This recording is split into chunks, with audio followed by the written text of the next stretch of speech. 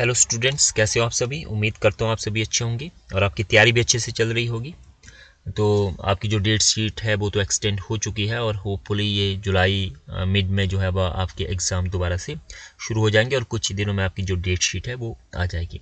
तो आज हम बात करते हैं 443 रेवोल्यूशंस एंड रेवोल्यूशनरी आइडियाज़ जो आपकी बुक है 443 जो कॉमन है सभी के लिए। उसके ऊपर मैं बात करता हूँ कि कौन से टॉपिक आपके लिए इम्पॉर्टेंट है। तो यूनिट वाइज अगर हम देखें तो first unit social movement, revolutions and transformations and overview of concept and theoretical perspective, कि जो सोशल मूवमेंट्स थे वो कैसे इमर्ज हुए ऑल ओवर द वर्ल्ड जो है ना, और उसका जो आइडियाज़ था वो क्या था। सामाजिक आंदोलनों से आप क्या समझते हैं, सामाजिक आंदोलनों की विशेषताएं, प्रकृति और प्रकारों का वर्णन कीजिए, है ना। और यहीं से आपके जो सामाजिक आंदोलन थे, जो सोशल मूवमेंट्स थे, यहीं से क्रांति की अवधारणा आई। क्योंकि ये आपका जो सारा का सारी जो बुक है वो पूरी रेवोल्यूशंस और रेवोल्यूशनरी आइडियाज़ कैसे आए, है ना। क्रांति क्या है, कोई चेंज जब होता है समाज में हमारे, ये जो है किसी व्यवस्था, एक व्यवस्था से दूसरी व्यवस्था में जब सोसाइटी एंटर करती है तो उसको हम क्रांति कहते हैं। जैसे एग्रीकल्चर रेवोल्यूशन है ना, इंडस्ट्रियल रेवोल्यूशंस है। और इसी तरह से जो है जो आपकी जो समाज, जो राजनीतिक व्यवस्था में परिवर्तन हुआ, चाहे वो इंग्लैंड हो, चाहे वो अमेरिका हो, चाहे वो इंडिया हो, है ना, तो उसको भी क्रांति का नाम जो है वो दिया जाता है। तो इसमें आपका आएगा कि सोशल जो छोटे छोटे जो मूवमेंट हुए, सोशल आंदोलन जो हुए, जो एक कंसेप्ट आया, उसके बाद जो है वो क्रांति की अवधारणा और जो सिद्धांत थे उसका कैसे इमर्ज हुआ। और इसी में फिर आप क्या आ जाएंगे कि अरस्तु का क्या सिद्धांत है या कार्ल मार्क्स क्या बोलता है क्रांति के बारे में, है ना।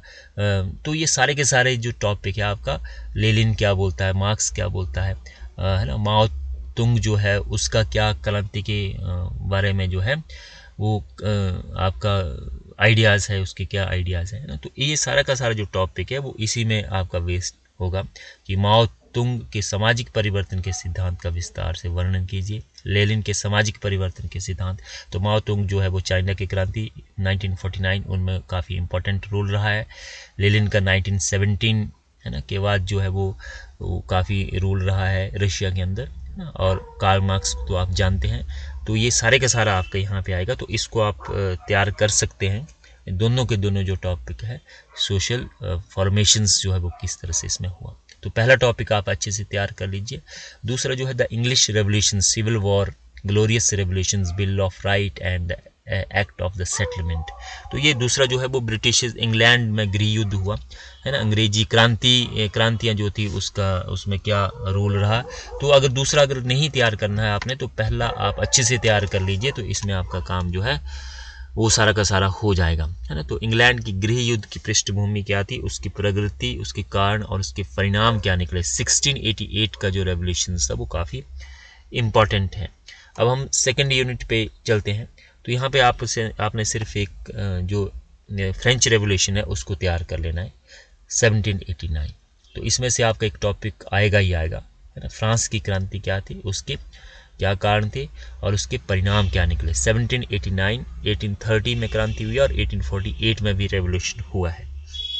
और अमेरिका का अगर आपको करना है, जिसको अमेरिका इजी लगता है वो अमेरिका का कर ले पूरा का पूरा, और जिसको फ्रेंच रेवोल्यूशन इजी लगता है वो फ्रेंच रेवोल्यूशन कर सकता है ना। तो दो क्वेश्चन यहाँ पे बनते हैं।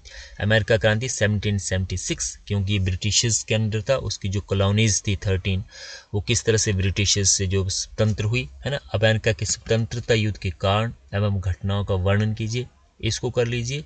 और बाद में जो है वो ये फ्रांस की जो क्रांति है इसको भी आप कर सकते हैं, है ना। और सिविल वॉर जो है अमेरिका में, उसके मेजर कारण क्या थे, सिविल वॉर किस तरह से हुआ, है ना। इसको अगर आप छोड़ना चाहें तो इसको छोड़ सकते हैं। फ्रांस की क्रांति से आपका जो क्वेश्चन है वो आ जाएगा। तो ये हमारा हो गया फ्रेंच रेवोल्यूशंस। अब नेक्स्ट जो है वो है यूनिट थर्ड। तो यूनिट थर्ड में एक ही क्वेश्चन आपने करना, द रशियन रेवोल्यूशंस और चाइनीज रेवोल्यूशन 1949। दो क्वेश्चन इसमें बनते हैं, रशिया की क्रांति 1917 और चाइनीज रेवोल्यूशन 1949, जो माओ तुंग है उनका उसमें क्या रोल रहा है ना। तो इसमें आप देख सकते हैं यहाँ पे ये चीन की क्रांति, नया लोकतंत्र और सांस्कृतिक क्रांति। तो चीन में 2 क्रांतियाँ हुई है। एक 1911 में क्रांति हुई है, उसमें डॉक्टर sun यat-sen का काफ़ी इंपॉर्टेंट रोल रहा है। तो डॉक्टर sun यat-sen और उसकी जो क्वामिंटांग पार्टी थी, उसके जो 3 सिद्धांत थे, है ना, उसके बारे में आ सकता है। और इसके साथ साथ जो है गणराज्य की क्या क्या समस्याएं हैं, उसके बाद जो है वो गणतंत्र की गणराज्य वहाँ पे बना। और दूसरी क्रांति हुई है 1949, जो कि एक साम्यवादी क्रांति थी। तो 2 क्वेश्चंस इसमें बनते हैं। 1911 की क्रांति काफ़ी इजी है ये, और 1949 की जो क्रांति है वो यहाँ पे आपका बनता है। और रशिया का आपका आ गया 1917 की क्रांति। देखो यहाँ पे दिया गया है जैसे कि 1970 से लेकर 1920 तक का काल रूस के समाजवादी राज्य की स्थापना का काल क्या था, इसकी विवेचना कीजिए, है ना। और 1917 की रूस की क्रांति के कारणों, घटनाओं और उसके परिणामों के बारे में चर्चा कीजिए। तो 2 क्वेश्चंस आपके यहाँ पे बन गए। तो रूस की क्रांति आपने पढ़ी भी हुई है, फाइनल ईयर में सारे टॉपिक आपने पढ़े हुए हैं। ये रूस की क्रांति भी पढ़ी है, चाइना की क्रांति भी पढ़ी है। अब है रेवोल्यूशंस थ्रू डेमोक्रेसी, लास्ट आपका यूनिट है, unit number 4, revolutions through democracy, कि लोकतंत्र के द्वारा जो है वो किस तरह से रेवोल्यूशन हुआ। तो इसमें एक तो आपका मार्क्स का जो सिद्धांत है उसको आपने पढ़ लेना है ना। पॉलिटिकल साइंस जिसने पढ़ी होगी उसमें सारे टॉपिक है। सर्वहारा वर्ग की तानाशाही से आपका क्या अभिप्राय है, लोकतंत्र के माध्यम से क्रांति की अवधारणा में इसकी क्या भूमिका है, विवेचना कीजिए। तो घुमा के थोड़ा सा क्वेश्चन आता है, तो अगर आपको टफ लगता है तो इसको आप छोड़ सकते हैं।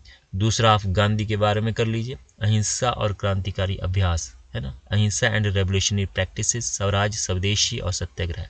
तो ये सारे पढ़े हुए आपने, स्वराज भी पढ़ा है, स्वदेशी भी पढ़ा है और सत्याग्रह भी पढ़ा है ना। तो इसमें क्वेश्चंस आपका बन सकता है कि गांधी जी के अहिंसा संबंधी विचारों की व्याख्या कीजिए। गांधी जी अहिंसा के पुजारी थी, व्याख्या कीजिए। तो इसमें सारे आ जाएंगे आपके आइडियाज़ क्या थे गांधी के, उनके नॉन वायलेंस का क्या सिद्धांत था, वो सारे के सारे आ जाएंगे। सत्याग्रह का भी ये है ना। तो ये सारा का सारा जब आप गांधी का पूरा टॉपिक पढ़ेंगे तो ये सारे के सारे टॉपिक जो वो आपके कंप्लीट हो जाएंगे। और स्वराज का जो कंसेप्ट है, तो अगर आप ये थोड़ा सा कॉम्प्लेक्स, थोड़ा सा कॉम्प्लिकेटेड है ये जो है पहले वाला टॉपिक, इसका दूसरा जो 8th टॉपिक है उसको आप कर सकते हैं। गांधी जी को पूरा पढ़ लीजिए, है ना। अफ्रीका से लेकर आपका पूरा का पूरा इंडिया में जितने भी मूवमेंट हुए हैं 1942 तक, उनका उसमें क्या आइडियाज़ थे उसको आपने यहाँ पे करना है। तो यहाँ से आपका टॉपिक जो है वो हो जाएगा। तो इस तरह से आप तैयार कर सकते हैं टॉपिक्स जो है। फर्स्ट में अगर चले तो पहला सोशल मूवमेंट, है ना। दूसरे में अगर चले तो अमेरिकी रेवोल्यूशन या फ्रेंच रेवोल्यूशन में से एक अच्छे से कर लीजिए, एक थोड़ा सा पढ़ लीजिए। दूसरा रशियन रेवोल्यूशन और चाइनीज रेवोल्यूशन, दोनों ईजी है, दोनों को आप पढ़ सकते हैं। और तीसरे में जो है वो 8th टॉपिक जो है इसको आप कर सकते हैं, तो है ना। तो 1 या 2, 4, 5 या 6 या 8, इस तरह से आप टॉपिक्स जो है वो तैयार कर सकते हैं। तो आई होप इससे आपको हेल्प मिलेगी। थैंक यू सो मच, धन्यवाद। आपकी कोई क्वेरी हो तो आप मुझे लिख सकते हैं।